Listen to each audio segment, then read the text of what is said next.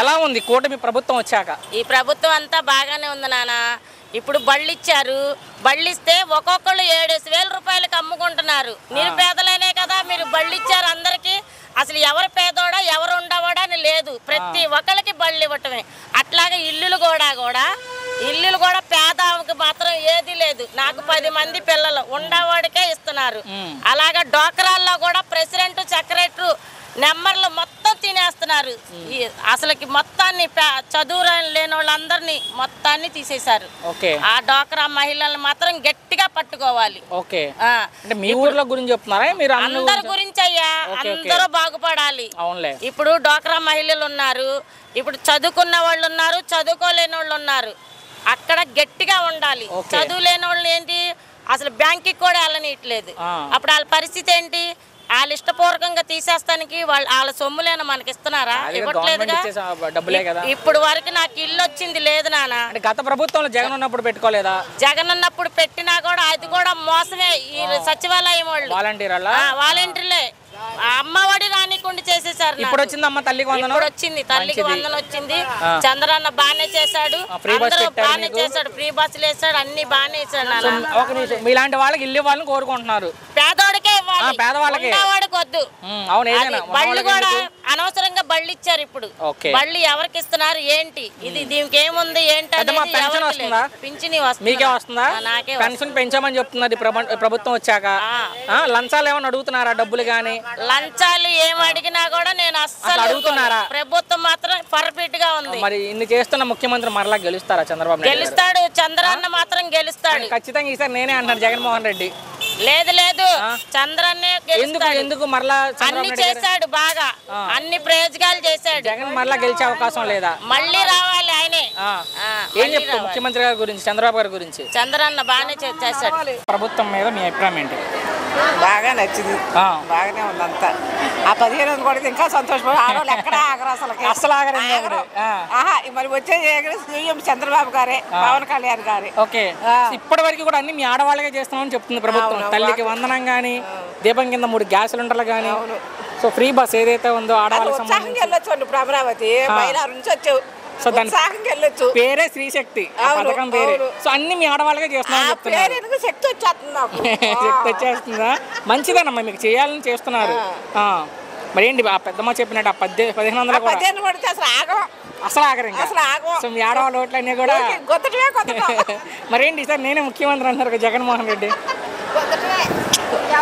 ప్రభుత్వం ఇప్పుడు మాకు అన్ని అవకాశాలు ఇస్తున్నారు కానీ మేము మాకు సంతోషంగా ఉంటే అటే వేస్తాం అంతే. ఓటు ఎవరికైనా వేసుకోండి కానీ జగన్ గెలిచే అవకాశం ఉందా? జగన్ లేదు, చెప్పలేరు. ఓకే, ఎట్టో తెలీదు ప్రభుత్వం. అదేలే. ఎక్కడ మీది? ఎక్కడ మామూలుగా ఏ ఊరు మీది? మైలవరం. ఎలా ఉంది ఎమ్మెల్యే గారి పనితీరు? వసంత కృష్ణ ప్రసాద్ గారు వస్తున్నారా సమస్యలు అడగడం కానీ? వస్తున్నారు. మైలవరం అన్నారు కాబట్టి సో మీకు సంబంధించిన మాజీ అంటే ఇప్పుడు మాజీ కాదులే, మామూలుగా మీరు అక్కడ ఉన్న జోగి రమేష్ అరెస్ట్ చేశారు కల్తీ మద్యం కేసులు. దాని మీద మీకు ఏమైనా ఐడియా ఉందా? ఐడియా లేదు. ఓకే, అరెస్ట్ చేశారు. సో చివరిగా పవన్ కళ్యాణ్ గురించి మీ అభిప్రాయం ఏంటమ్మా? సూపర్. పవన్ గారు వచ్చాక అంతా బాగుంది. కూటమి ప్రభుత్వం వచ్చాక సూపర్ గా ఉంది. ఏమంత సూపర్ గా ఉంది, అంత ఆనందంగా చెప్తున్నారు? అన్ని బాగున్నాయి, అన్ని పథకాలు బాగున్నాయి. ప్రస్తుతానికి వాటికి ఆడవాళ్ళకి 18,000 వచ్చాయి, అవి రావట్లేదు. అవి కూడా చేస్తే ఇంకా బాగుంటుంది. అమ్మగారికి కూడా రావాలి. మీ అమ్మగారికి ఎదురు చూస్తున్నాం వాటి కోసం. ఎలా ఉంది ఇప్పటి వరకు ఈ 18 నెలల కాలంలో? 18 నెలల కాలంలోనా ప్రస్తుతం మాకు మటుకు బాగానే ఉంది. ఏమి ఆడవాళ్ళకి ఇచ్చామని చెప్తుంది ప్రభుత్వం. అయితే ఇంక ఇప్పుడే గ్యాస్ వచ్చింది, 3 ఇచ్చామని చెప్తున్నారు. ఫ్రీ బస్ వచ్చింది, ఫ్రీ బస్ కి యాత్రలు బాగానే తిరుగుతున్నాము. ఇప్పుడు అమరావతి వెళ్ళి వస్తున్నాం. మంచిది. ఏంటి నెలకు మీరు చెప్పిన 1500 కూడా వస్తే కొంచెం వందనం కూడా ఎంతమంది పిల్లలు ఉంటే అంతమందికి ఓకే వేసారు. మా పిల్లలు మా మనవాళ్ళకి కూడా వచ్చినాయి, మా వాళ్ళకి కూడా వచ్చినాయి. ఇబ్బంది ఏమి లేదు. మరి గత ప్రభుత్వంలో ఎక్కువ వచ్చింది అంటే జనాలకి మంచి జరిగింది, ఈ ప్రభుత్వంలో మంచి జరుగుతుందా? ఇప్పుడు జరిగేదాన్ని బట్టి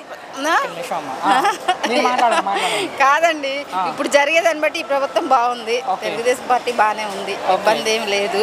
కాకపోతే కొంచెం పథకాలు ఇంకా పెట్టారు కాబట్టి ఆడవాళ్ళకి కూడా ఇంకొంచెం మాకు కూడా అనుకుని ఇస్తే కొంచెం మిషన్లు అన్నారు. అప్పుడు దానికి పథకం ఉంది ఏదో పెట్టారండి. దానికి కూడా కొంచెం మాకు సేవ్ అయితే మా కుట్టు మిషన్ సంబంధించింది కొద్దిగా కొంచెం హెల్త్ పరంగా కొంచెం బాగోపోయిన వాటికి కూడా మనకి ఆరోగ్యశ్రీ వాటికి ఉపయోగపడుతుంది. మటుకు మనకి ముఖ్యమంత్రి గారి మీద మీ అభిప్రాయం ఏంటి?